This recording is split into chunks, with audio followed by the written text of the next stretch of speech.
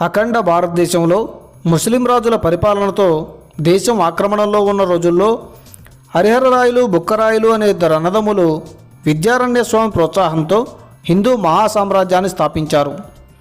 కృష్ణా తుంగభద్రా నదులు సరిహద్దులుగా చేసుకుని దక్షిణ భారతదేశం అంతా విస్తరించింది. హంపి రాజధానిగా శ్రీకృష్ణదేవరాయల కాలంలో ఒక వెలుగు వెలిగింది. అదే విజయనగర సామ్రాజ్యం. అటువంటి విజయనగర సామ్రాజ్యం తల్లికోట యుద్ధం జరిగి ఏ విధంగా పతనమైంది, ఆ యుద్ధ పరిణామం ఏ విధంగా ఉంది, ఎప్పుడు జరిగింది అనే విషయాలు ఈ వీడియోలో తెలుసుకుందాం. తల్లికోట యుద్ధం. ఈ యుద్ధం విజయనగర సామ్రాజ్యానికి దక్కన్ సుల్తాన్లకు మధ్య జరిగింది. ఈ యుద్ధం జరగడానికి ప్రధాన కారణం కృష్ణా తుంగభద్రా నదుల మధ్య ఉన్న రాయచూర్ అంతర్వీధి ప్రాంతం. ఈ ప్రాంతంలో ఆహార పంటలు ఎక్కువగా పండుతాయి.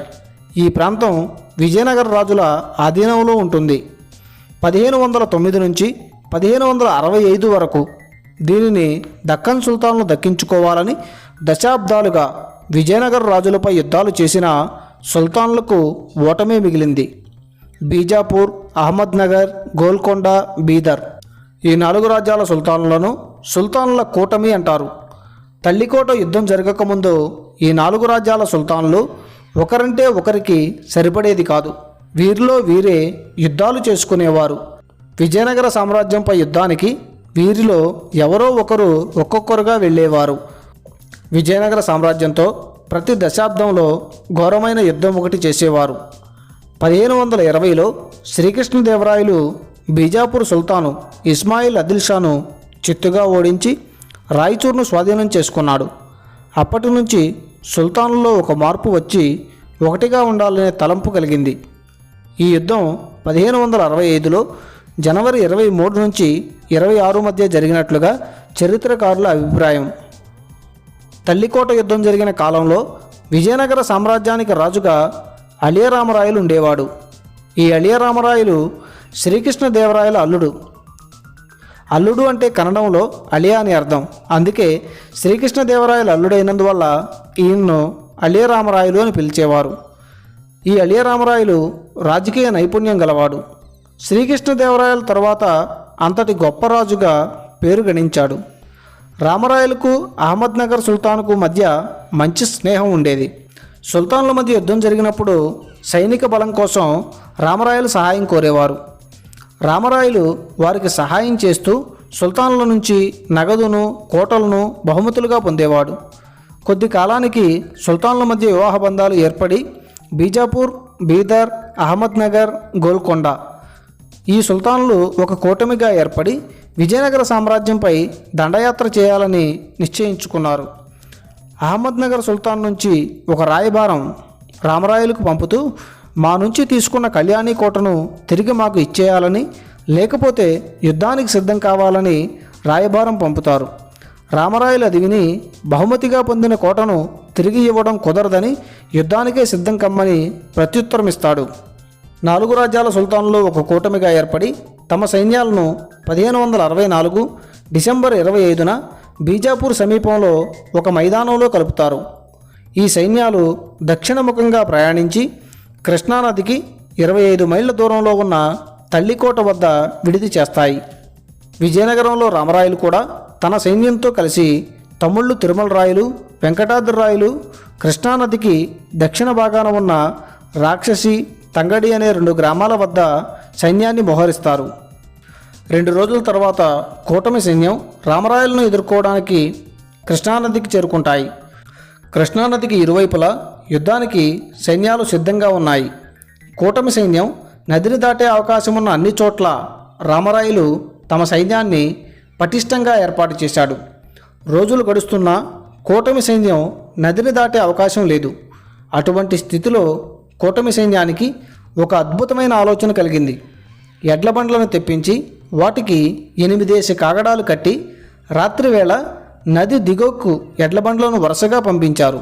ఆ కాగడాల వెలుగులు చూసిన రామరాయలు సుల్తాన్ల సైన్యం నది దిగువకు వెళ్ళి అక్కడ నది దాటి వచ్చి యుద్ధం చేస్తారని రామరాయలు భావించి తమతో కొద్దిపాటి సైన్యం ఉంచుకొని మిగతా సైన్యాన్ని ఆ ఎడ్ల బండ్లను అనుసరించవలసిందిగా నది దిగువకు పంపేశాడు.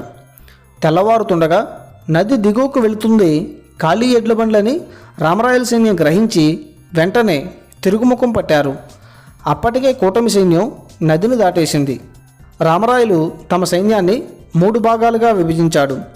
ఎడమవైపున తిరుమల రాయలు అలీ అదిల్ షాను, కుడివైపున వెంకటాద్రి రాయలు ఇబ్రహీం కుతుబ్ షా అలీ బరీద్లను, మధ్యన రామరాయలు హుస్సేన్ నిజాం షాను ఎదుర్కొనే విధంగా యుద్ధ వ్యూహరచన చేశాడు. 2 సైన్యాలు ఒకరికొకరు ఎదురుపడ్డారు. కూటమి సైన్యం 60కు పైగా ఫిరంగులను మోహరించింది. అవి కనిపించకుండా కప్పిపుచ్చుతూ కూటమి సైన్యం వాటికి అడ్డుగా ఉండి రామరాయల సైన్యంపై బాణాల వర్షం కురిపించింది. ఆ బాణాలను ఛేదిస్తూ రామరాయల సైన్యం దగ్గరకు రాగానే ఫిరంగులకు అడ్డుగా ఉన్న కూటమి సైన్యం తప్పుకొని ఫిరంగులకు దారినిచ్చారు. ఫిరంగుల పేలుడుకు రామరాయల సైన్యం చల్లాచెదురైంది. అది చూసిన సైన్యం వెనకడుగు వేసింది. పల్లకీ ఎక్కి యుద్ధాన్ని గమనిస్తున్న రామరాయలు పల్లకీ దిగి ఒక ఎత్తైన సింహాసనం ఎక్కి బంగారు నాణాలను విరజిమ్ముతూ సైన్యాన్ని ఉత్సాహపరిచాడు. విజయనగర సైన్యం కూటమి సైన్యంపై దాడులు చేసి బాగా నష్టం కలిగించింది. కూటమి సైన్యం కొంత వెనక్కు తగ్గింది. యుద్ధం కీలక దశలో ఉంది. రామరాయలదే విజయం అన్నట్లుగా విజయానికి విజయనగర సైన్యం చేరువలో ఉంది.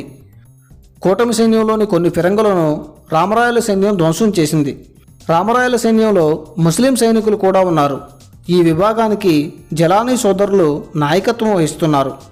యుద్ధం కీలక దశలో ఉన్నప్పుడు కూటమి సైన్యం నుంచి జలానీ సోదరులకు ఒక రాయబారం వచ్చింది. యుద్ధంలో తమ పక్షాన్ని నిలిస్తే కోరిన బహుమతులు ఇస్తామని, విజయనగర సామ్రాజ్యంలోని కొంత భాగానికి రాజులుగా నియమిస్తామని అలీ అదిల్ షా కోరగా జలానీ సోదరులు ఒప్పుకుని విజయనగర సైన్యంలోని ముస్లిం సైనికులను తమ వైపు తిప్పుకొని విజయనగర సైన్యంపై దాడులు చేశారు. కూటమి సైన్యంలోని మధ్య భాగంలో కొన్ని ఫిరంగులుంటే వాటిలో రాగి నాణాలను కూర్చి పేల్చేవారు. ఆ పేలుడుకు రాగి నాణాలు చల్లాచెదురై విజయనగర సైన్యాన్ని తీవ్రంగా నష్టపరిచింది. ఈ హడావిడిలో రామరాయలు ఎత్తైన సింహాసనం దిగి పల్లకి ఎక్కాడు. ఫిరంగి పేలుడుకు బెదిరిన ఒక ఏనుగు నేరుగా రామరాయల వైపు దూసుకొచ్చింది. అది చూసి పల్లకీ మోస్తున్న బోయలు పల్లకీ వదిలేసి పారిపోయారు. రామరాయలు పడిపోయాడు. లేచి తేరుకుని గుర్రం ఎక్కేలోగా సుల్తాన్ల సైన్యం బంధించి హుస్సేన్ నిజాం షా ముందు హాజరుపరిచింది. రామరాయల తలనరికి యుద్ధభూమిలో పైకెత్తి ప్రదర్శించాడు. అది చూసి విజయనగర సైన్యం పరుగులు తీసింది. కూటమి సైన్యం వారిని వెంటాడి హతమార్చింది. వెంకటాద్రి రాయలు మరణించాడు. తిరుమల రాయలు ఒక కన్ను కోల్పోయి వెనక్కి నగరానికి పారిపోయాడు. రామరాయల కుమారుడు తమ బంధువులతో పారిపోయి అనిగొందె సమీపంలో లోతైన గుహలో తలదాచుకున్నాడు. తరువాత విజయనగర సామ్రాజ్యాన్ని సుల్తాన్లు హస్తగతం చేసుకుని 6 నెలల పాటు హంపీలోని సంపదను దోచుకొని హంపీ యొక్క శిల్ప కళాకృతిని ధ్వంసం చేసి పరిపాలన ప్రారంభించారు. వారిలో వారికే సఖ్యత లేక కలహించుకొని విజయనగర సామ్రాజ్యాన్ని మొఘలులకు అప్పగించారు. తరువాత కాలంలో బ్రిటిష్ వారి చేతుల్లోకి వెళ్ళిపోయింది.